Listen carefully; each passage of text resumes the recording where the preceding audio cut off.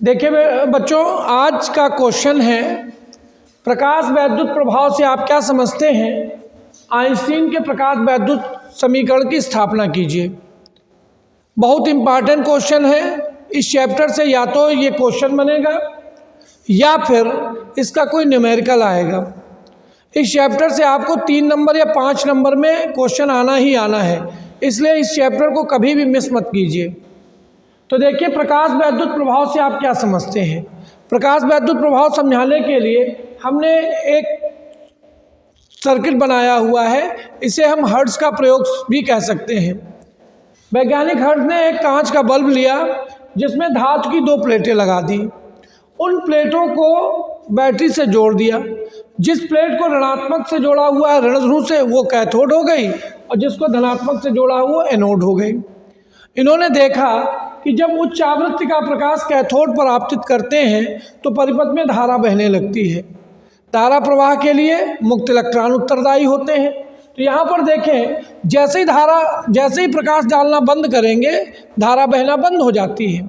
अर्थात क्या निष्कर्ष निकला कि जब किसी धातु के पृष्ठ पर उच्च आवृत्ति का प्रकाश डालते हैं तो उससे इलेक्ट्रॉन उत्सर्जित होने लगते हैं। यदि परिपथ बंद है तो परिपथ में धारा बहने लगती है। उत्सर्जित इलेक्ट्रॉन को प्रकाश इलेक्ट्रॉन तथा बहने वाली धारा को प्रकाश वैद्युत धारा कहते हैं। ये आपका प्रकाश वैद्युत प्रभाव से आप क्या समझते हैं का उत्तर हुआ। फिर से एक बार उत्तर सुने। जब किसी धातु पर उच्च आवृत्ति का प्रकाश आपतित करते हैं तो उस धातु के पृष्ठ से इलेक्ट्रॉन उत्सर्जित होने लगते हैं, जैसा कि यहाँ दिखाया गया है। और इन इलेक्ट्रॉनों को हम कौन से इलेक्ट्रॉन कहेंगे? इन इलेक्ट्रॉनों को हम लोग प्रकाश इलेक्ट्रॉन कहते हैं। और परिपथ में धारा बहने लगती है। जैसे इलेक्ट्रॉन धनात्मक प्लेट पर पहुंचेंगे, धारा बहने लगेगी। इस धारा को हम लोग कौन सी धारा कहेंगे? प्रकाश वैद्युत धारा। और इस प्रभाव को प्रकाश वैद्युत प्रभाव या प्रकाश वैद्युत उत्सर्जन कहते हैं। अब आइंस्टीन का समीकरण कैसे स्थापित करेंगे? तो आइंस्टीन ने बताया कि जब आइंस्टीन ने प्रकाश वैद्युत प्रभाव की व्याख्या करने के लिए प्लांक का फोटॉन सिद्धांत लिया। प्लांक का फोटॉन सिद्धांत। प्लांक का फोटॉन सिद्धांत क्या कहता है? प्लांक का फोटॉन सिद्धांत कहता है कि प्रकाश ऊर्जा के छोटे छोटे बंडलों के रूप में चलते हैं।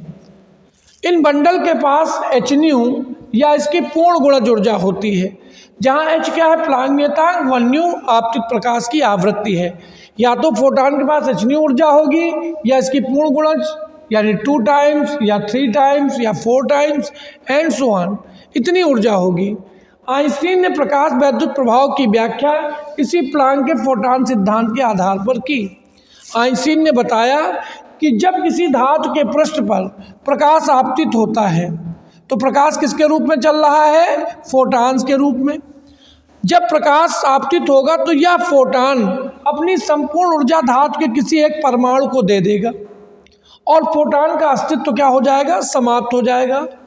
फोटॉन की यह ऊर्जा 2 भागों में व्यय होगी, पहला भाग, दूसरा भाग। पहला भाग किस में व्यय होगी? इलेक्ट्रॉन को पृष्ठ से उत्सर्जित करने में। तो इलेक्ट्रॉन को पृष्ठ से उत्सर्जित करने का मतलब क्या हुआ? कार्य फलन के रूप में।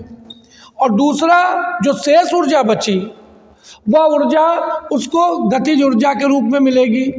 किसके रूप में? गतिज ऊर्जा EK के रूप में। ठीक है। तो आइंस्टीन ने बताया कि जब फोटॉन किसी धातु के पृष्ठ पर पड़ेगा तो वो अपनी संपूर्ण ऊर्जा धातु के किसी एक परमाणु को दे देगा और यह ऊर्जा का वह परमाणु 2 भागों में व्यय करेगा। पहला भाग धातु के पृष्ठ से इलेक्ट्रॉन को उत्सर्जित करने में, अर्थात कार्यफलन के रूप में, और ऊर्जा का शेष भाग उत्सर्जित इलेक्ट्रॉन को गतिज ऊर्जा देने में। तो यदि आपतित फोटॉन की ऊर्जा hν माने तो hν बराबर किसके हो जाएगा? W + EK। W + EK। यदि हम यहाँ ये मान लें कि जो प्रकाश आपतित हो रहा है उसकी ऊर्जा केवल धातु के पृष्ठ से इलेक्ट्रॉन उत्सर्जित करने के लिए ही आवश्यक है, तो W बराबर hν0। जहाँ ν0 क्या है? जहाँ ν0 है देहली आवृत्ति। क्या है बेटा? देहली आवृत्ति। यानी देहली आवृत्ति की परिभाषा वह न्यूनतम आवृत्ति जिससे कम आवृत्ति से धातु के पृष्ठ से कोई इलेक्ट्रॉन उत्सर्जित नहीं हो सकता। यानी कम से कम इतनी ऊर्जा चाहिए उस पृष्ठ से इलेक्ट्रॉन को उत्सर्जित करने में।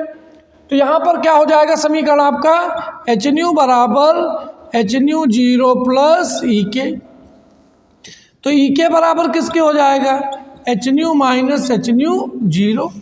तो ई के बराबर किसके हो जाएगा, H times nu minus nu zero. यदि उत्सर्जित इलेक्ट्रॉन का वेग v मैक्सिमम हो तो चूंकि ई के बराबर सूत्र बनता है क्या, half m v maximum square. तो यहाँ पे वैल्यू पुट कर देंगे तो half m v maximum square बराबर h times nu minus nu zero. यही आइंस्टीन का प्रकाश वैद्युत समीकरण है। क्लियर हो गया? ठीक है, ठीक, धन्यवाद।